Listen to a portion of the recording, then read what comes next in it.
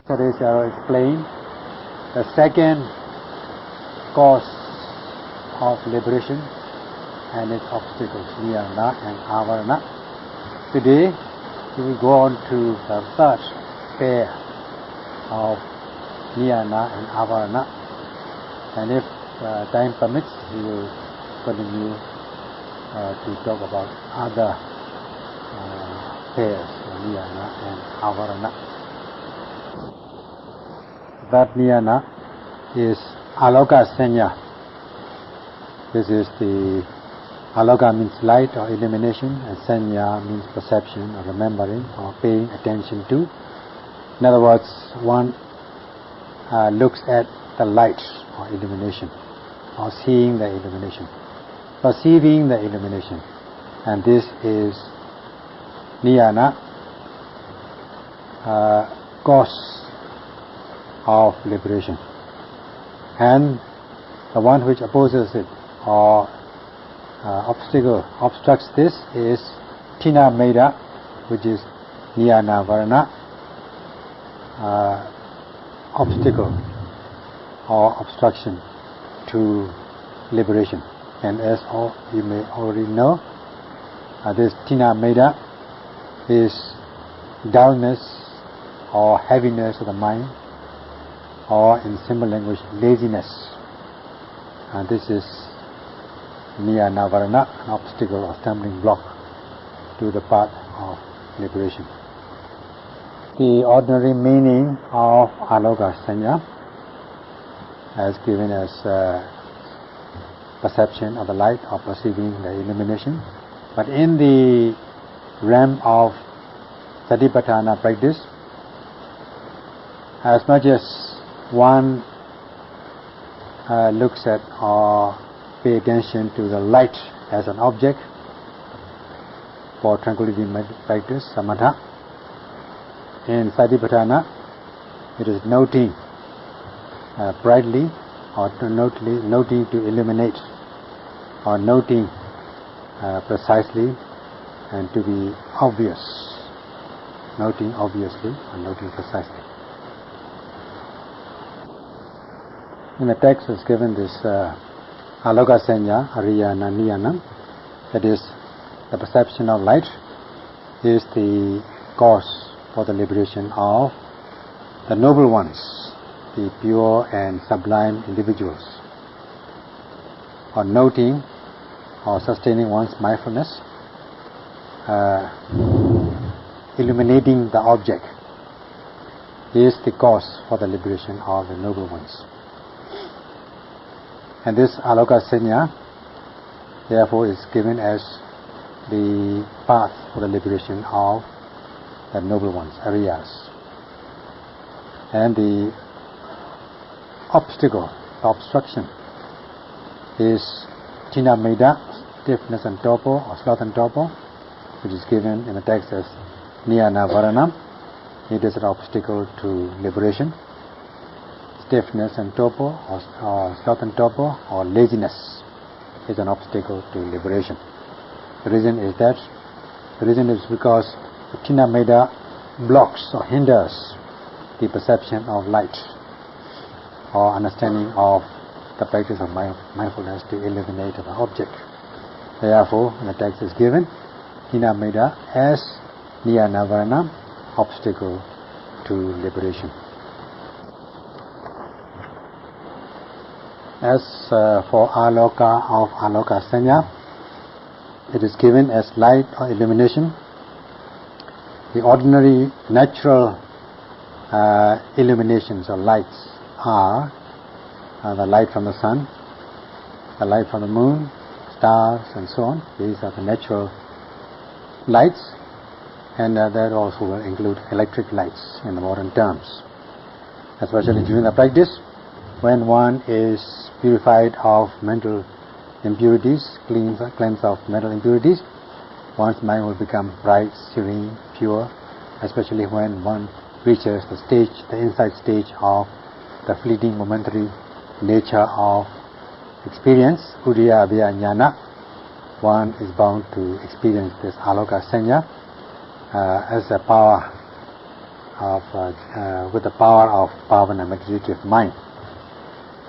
And by looking at or trying to take upon one's mind, take into one's mind the light or illumination, or letting the light illumine one's mind, this is aloka sanya, perception of light, in the sense of the practice of Satipatthana. So, even if one does not look at the light purposely, this light has certain powers. It overcomes darkness. When it is dark, the mind becomes dull and not fresh. One will become disheartened, discouraged, depressed when it is dark, and becomes lazy. When there is light, which is the opposite of darkness, one's mind will become bright, fresh and open. Therefore, the light is said to have these qualities. And if one looks at them, one is bound to realize the benefits, which is in addition to the mental powers already being established, so that the mind will become more and more open and fresh. And during the practice there will be no dullness of the mind, no sluggishness, no laziness, and there will be only alertness, wakefulness and activity. During the Buddha's time, there was this chief disciple, Moggallana, elder Moggallana, when he was practicing for higher knowledge, path and fruition knowledge. After he has attained the first path, Sotapanna or Sotapatimagga, he felt very dull, lazy, sluggish, withdrawn, and he tended to doze off, nod off. So the Buddha had to go to him by himself. The Buddha himself had to go to him and encourage him with the 7 methods to overcome his sloth and torpor, or sluggishness, or sleepiness. And in these 7 methods, there was this one method, namely aloka sanya, perception of light, or seeing the light, illuminating the object, noting to illuminate the object, or noting to make the object obvious, or to know the obvious object. So, in this way, the Buddha had to give him instructions. So, following these instructions, Elder Moggallana was able to overcome this sluggishness, sloth and torpor, and was able to advance to higher insight knowledge until he was able to realize the full holiness, arahant. And so powerful is this aloka sanya. By noting or reflecting this light or illumination, one can overcome the Tinameda, sloth and torpor, or stiffness and torpor, which is the cause for sleepiness, laziness, or dullness. So this dullness or sluggishness is overcome by aloka sanya, perception of light, and one should overcome it and develop this vipassana penya, insight, wisdom, because with this one can realize the peace of Nibbana eventually and be able to be liberated from the round of suffering. Aloka sanya is given as the cause for the liberation of the noble ones. And when one is noting the psychophysical phenomena, mind, body, objects, if one can sustain one's mindfulness on the obvious object, prominent and predominant object, then this is aloka sanya in the realm of Satipatthana, way of mindfulness. So when one is noting the object which is made obvious, then one will be able to overcome or free oneself from Tina Meda, which is a cause of sleepiness, sluggishness, dullness. When you say one notes making or causing the object to be obvious or to be illumined, this is not with ordinary mindfulness. One has got to apply full mental energies. There are two kinds of mental energy, namely Vitakka and Virya. Vitakka means aiming, focusing on the object of observation, aiming one's attention, noting mind, to the object of observation, so that eventually one will strike with pinpoint precision. This is the objective. So this is a jhanic factor. This Vitakka or aiming is a jhanic factor. That means a factor of jhana, a factor of one-pointedness. As for the second mental energy, namely virya, this means diligence, alertness, activeness, and wakefulness. So these two mental energies are important in order to overcome Tina Meda, stiffness, and torpor. In the text is given this Vitakka as opening or making fresh or spreading a dull, contracted mind, making it fresh and alert and open. And it has the power of spreading the contracted mind. When the mind is dull, overcome by sloth and torpor, one's mind is said to have contracted. Now this Vitakka tends to spread it out so that it becomes open and fresh. It is correct.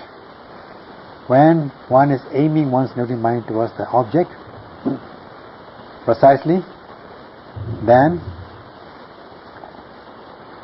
initially one may not be fresh, but when one aims one's noting mind towards the object correctly, then the mind will become fresh and open and hot, so to speak. And this is how we can, the Tina Meda opposes, or Salokasanya opposes Tina Meda. Salokasanya is the direct antagonist of Tina Meda, and this is very important. Furthermore, if one is not alert nor wakeful, then one will not be diligent, one will not be active, one will not be alert, one will not be able to note with diligence and alertness, wakefulness. So one has got to make it alert. One has got to be alert, wakeful, and diligent, and hot.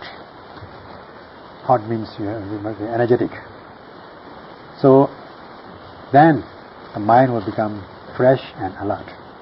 Then only one will be able to note the arising object precisely, consistently. So there are these two mental powers, namely Vitakka, aiming, to aim the noting mind towards the arising object, to be precise. And Virya, the power of the driving power, the push, driving one's noting mind towards the object of observation, so that it also becomes precise. The result is that there will be this rubbing of the object. The rubbing aspect of mindfulness will become obvious. Rubbing or striking with pinpoint precision. This is again another factor of one-pointedness, jhana. So in this way, the mind will be free from dullness, it will open up and become fresh, and will be able to overcome Tina Meda, stiffness and torpor. And this is how one refreshes or one brightens one's noted object of observation, noting the object, making it bright and obvious. When some people are practicing meditation, they have been so much used to comfortable and luxurious life, they would make their body comfortable and luxurious. When they are sitting, they want to make their body comfortable so that they do not tend to exert energy. And initially also they've been conditioned to comfortable life, and they are afraid of harming their body, or they do not want to be painful, they do not want to endure suffering, physical suffering, so they would not exert energy. So when they are noting this rising and falling, they would just label it as rising and falling without any application of this power of aiming, so that the mind gets dull very soon, and the mind gets contracted, and sloth and torpor sets in, and then one will nod off. One will go on and nodding and bending and hitting the floor. Therefore, it is necessary to make the mindfulness bright and wakeful and diligent with the application of two mental energies. They are very important. With the luxurious way of practice, one will not be able to achieve the purpose. As has been said earlier on, if one exerts the two kinds of energies, applies two kinds of energies, and one is bound to be able to note the object of attention effectively, precisely, consistently, and will see it properly, precisely. At this stage, one practices day in and day out, night in, night out. One will not be sleepy. There will be no tina maida, sloth and torpor, and the mind will always be serene and bright. Excuse me. Even if one leaves the retreat and goes to bed, tries to go to bed, one will not be able to crash out, sleep. So every time one notes this object of observation, the mindfulness will automatically arise without effortlessly. Effortlessly one will be able to note these objects, or mindfulness will automatically arise by itself without one's purposeful effort. So the noting to illumine, or noting brightly, obviously or precisely, is mind and body objects, which is aloka sanya in the sense of this satipatthana, can overcome sloth and torpor, tina maida, and be able to embark on the series of insight knowledge until one is able to realize the path knowledge, path and fruition knowledge of the noble ones. Hence, it is a cause for liberation. One will be able to be liberated from the rounds of suffering. Therefore, noting precisely, effectively, the object of observation in the practice of the way of mindfulness is the cause, niyana, for the liberation of the noble ones from the rounds of suffering. Doing this tina maida, which is the cause for sleepiness, sluggishness, one in trying to materialize this aloka sanya perception of light, there are two methods. The first one is seeing the light and overcome sleepiness, or noting the light, or noting the illumination and overcome. Secondly, in the realm of vipassana, insight knowledge, noting the immediately arising object of observation to illumine the object, or to note freshly, precisely, applying these two mental factors, namely aiming and energy, or with energetic aim.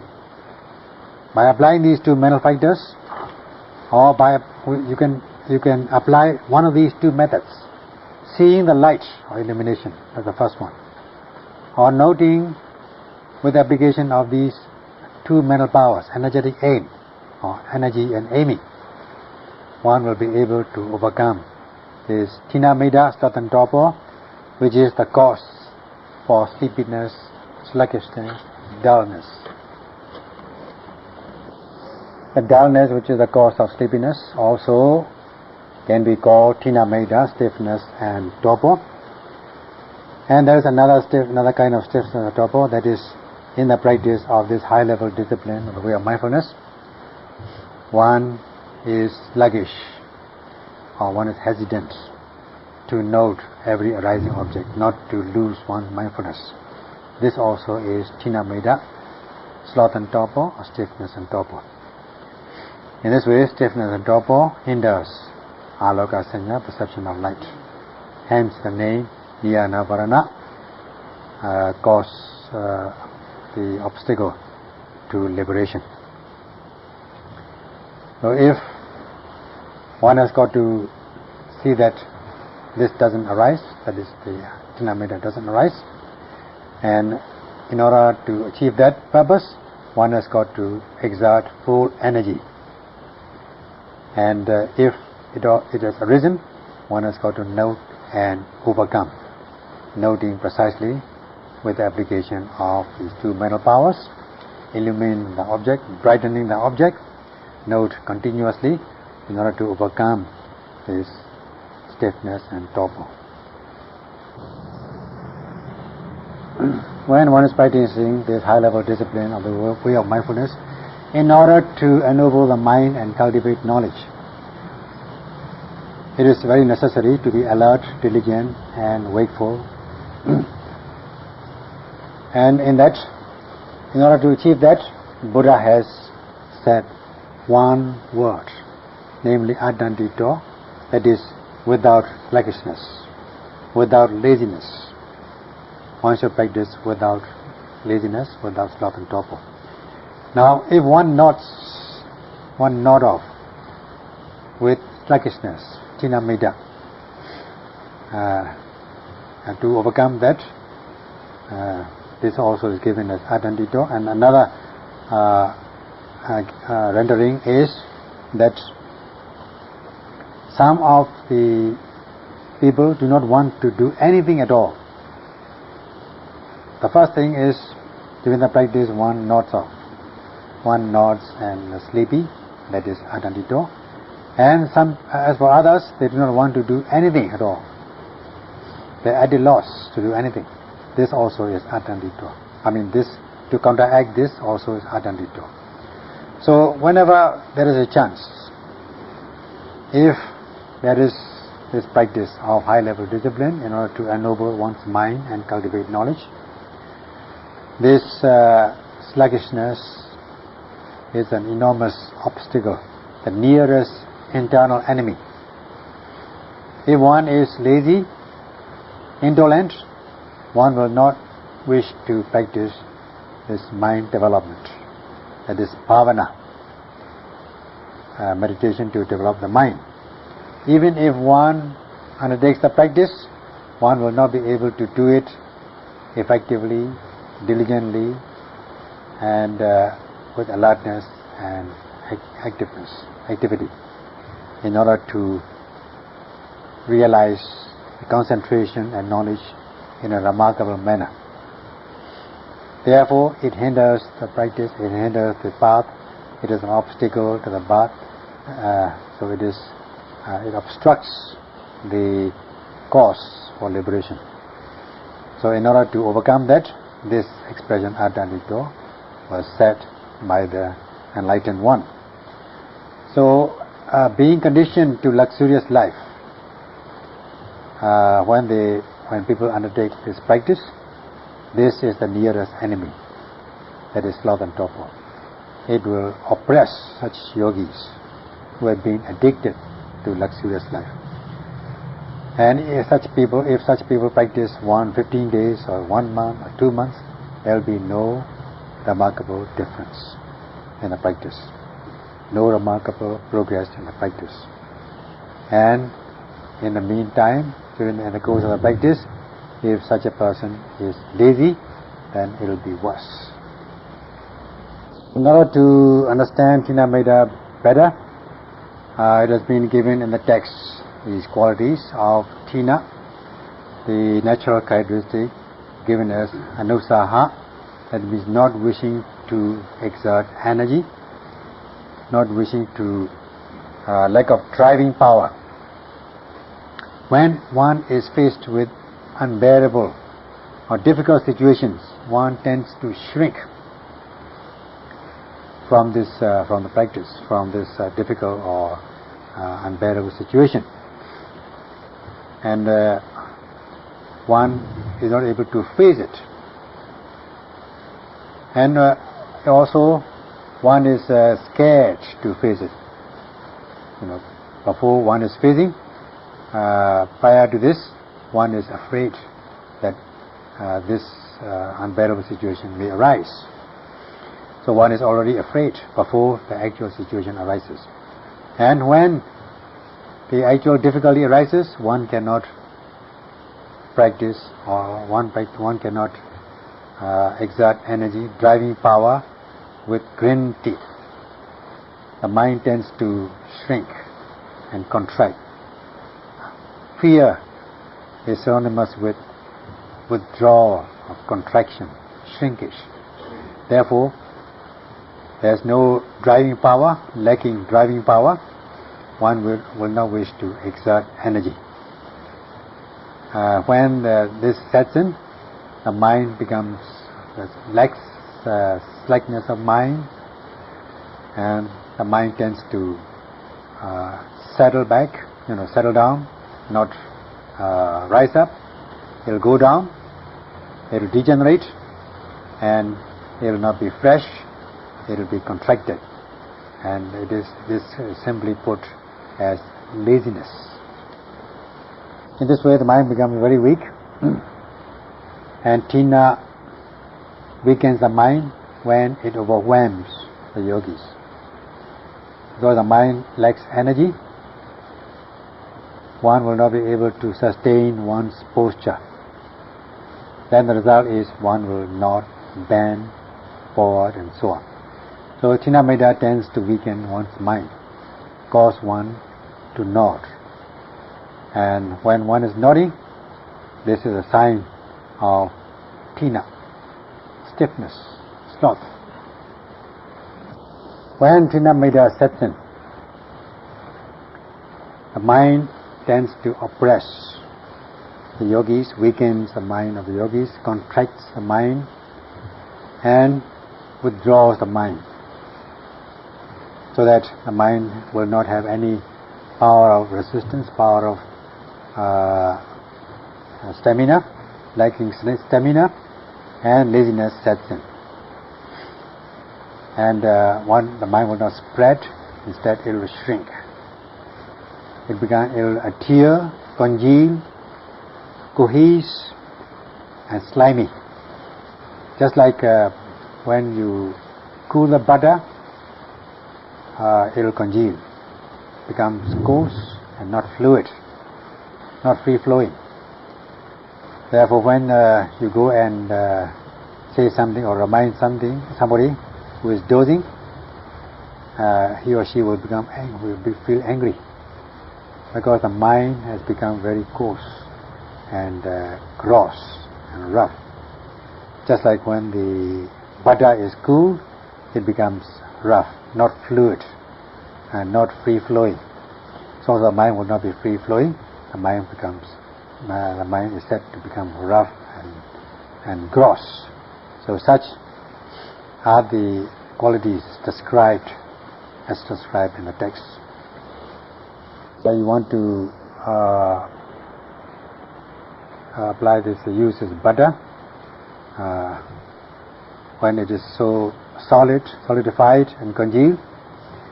And in order to make it free-flowing, one has to apply heat to the butter. If one wishes to use this quickly, then if you apply heat, the butter will melt and become free-flowing, will flow freely. and becomes a liquid. So also, when the mind has congealed and adhered and cohesed, as with the Tinameda, the nature of Tinameda setting in, if one wishes to melt this mind, want to make it free-flowing, make it not cohesive, not slimy, then one has got to apply energy, heroic effort, virya. In this case it is known as Adaba Lunavariya, ardent energy. Ardent energy is like applying heat to the butter.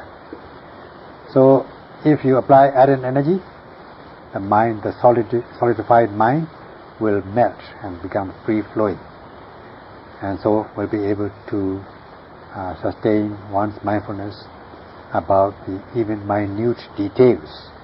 One will become alert and wakeful to note minute details.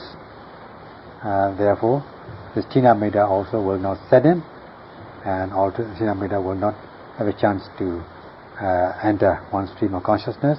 There will be no solidification or cohesion, sliminess of the mind. As for Meda, it is a state of suspended powers.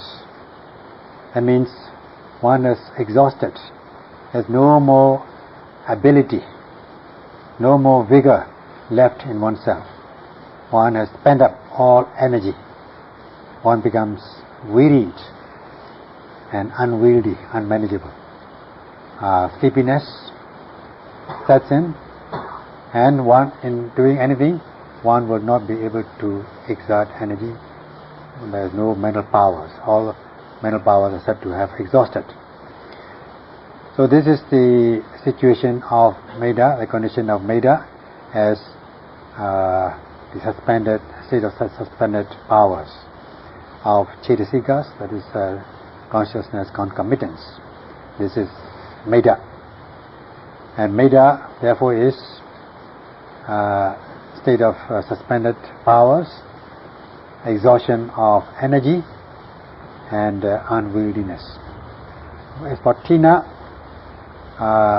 the lack of driving power, and Meda is the suspended powers, mental powers. So this is how it has been given in the text. Whoever understanding the benefits of the way of mindfulness, Satipatthana, whoever has full faith and confidence in the practice, and whoever has strong zeal to realize these benefits, will not find any difficulty to possess this quality of Atapa Lunaviriya, ardent energy. Even from the beginning, such yogis will be able to possess this Atapa Lunaviriya, ardent energy. Applying energy, exerting energy constantly, continuously, not to miss one's mindfulness, noting every arising object, giving the heat, so to speak, or with the application of ardent energy, with the application of heat, with heroic effort, so that Tinameda will not set in such practitioners. Even if Tinameda sets in, they will not find any difficulty in noting and overcome very soon. So this is the power of Alokasanya. With Alokasanya, perception of light, one can note the object of observation without losing one's mindfulness, making the object bright and clear, and be able to note with diligence and effectively, precisely, every time object arises. Very soon such yogis will be able to cultivate concentration and knowledge in a remarkable manner, and Sarah wishes that yogis be able to cultivate and realize these benefits. That's all for today. Sadhu, sadhu, sadhu.